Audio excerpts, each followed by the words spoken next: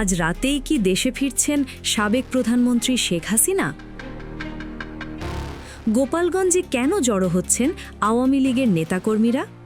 দেশ জুড়ে হঠাৎ করেই ছড়িয়ে পড়া এই গুঞ্জন ঘিরে তৈরি হয়েছে চরম রাজনৈতিক কৌতূহল। বিস্তারিত জানতে সঙ্গে থাকুন। সামাজিক যোগাযোগ মাধ্যম এবং বিভিন্ন রাজনৈতিক মহলে গুঞ্জন ছড়িয়ে পড়েছে যে আজ রাতেই দেশে প্রত্যাবর্তন করতে পারেন আওয়ামী লীগ সভানেত্রী শেখ হাসিনা। এই খবর বা বার্তা ছড়িয়ে পড়ার পরপরই গোপালগঞ্জ ও আশেপাশের এলাকায় দলীয় কর্মী সমর্থকদের মধ্যে বিশেষ তৎপরতা দেখা গেছে।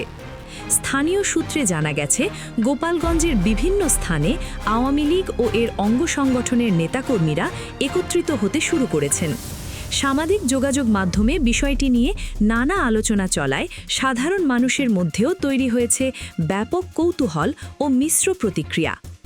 রাজনৈতিক বিশ্লেষকরা মনে করছেন, বর্তমান রাজনৈতিক বাস্তবতায় এ ধরনের খবরের সত্যতা কতটুকু তা নিয়ে এখনও নিশ্চিত হওয়া যায়নি।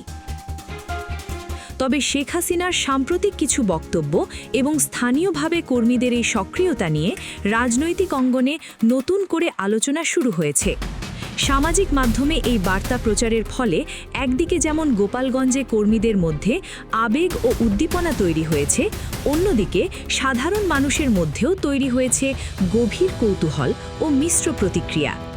বর্তমান রাজনৈতিক পটভূমি এবং নিরাপত্তার সার্বিক দিক বিবেচনায় রেখে অনেকেই মনে করছেন এটি কেবলই একটি খবর বা গুঞ্জন হতে পারে। তবুও গোপালগঞ্জের নেতাকর্মীদের এই জমায়েত ও সক্রিয়তা স্পষ্ট করে দিচ্ছে যে বর্তমান পরিস্থিতিতে যে কোনো রাজনৈতিক বার্তায় মাঠ পর্যায়ে দ্রুত প্রভাব ফেলছে। সামাজিক মাধ্যমে ছড়িয়ে পড়া এই খবর এবং গোপালগঞ্জের বর্তমান রাজনৈতিক তৎপরতাকে আপনারা কিভাবে দেখছেন?